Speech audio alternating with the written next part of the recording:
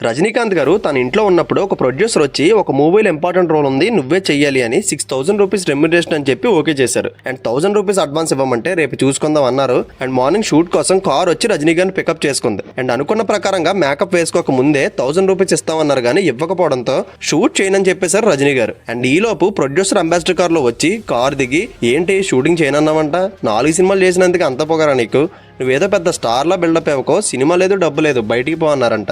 సరే అని తనను తీసుకొచ్చిన కారు ఎక్కి వెళ్ళిపోదామంటే నీ ఫేస్ కి కారు కూడానా, నడిచి వెళ్ళు అన్నారు. అయితే నేను ఏ తప్పు చేయకుండా నన్ను అవమానించిన ఇదే ఏబిఎన్ స్టూడియోస్ కి నేను నా ఓన్ కార్ లో రాకపోతే నా పేరు రజనీకాంత్ కాదని అక్కడి నుంచి వెళ్ళిపోయారు రజనీ గారు. దెన్ ఆఫ్టర్ 2 years తర్వాత 4.5 లక్షలు విలువ చేసే ఇటాలియన్ ఫియాట్ కార్ కొని దానికి ఫారెన్ డ్రైవర్ ని పెట్టుకుని మార్నింగ్ 8:30కి స్ట్రైట్ గా ఏబిఎన్ స్టూడియోస్ కి వెళ్ళమని కార్ తీయమన్నారు. అండ్ ఎక్కడైతే ఆ ప్రొడ్యూసర్ అంబాసిడర్ కార్ తో వచ్చి రజనీ గారిని అవమానించారో అదే ప్లేస్ లో తన కార్ ఆపి బయటికి దిగి 2 355 సిగరెట్స్ కాల్చి కాలు మీద కాలేసి కూర్చున్నారు.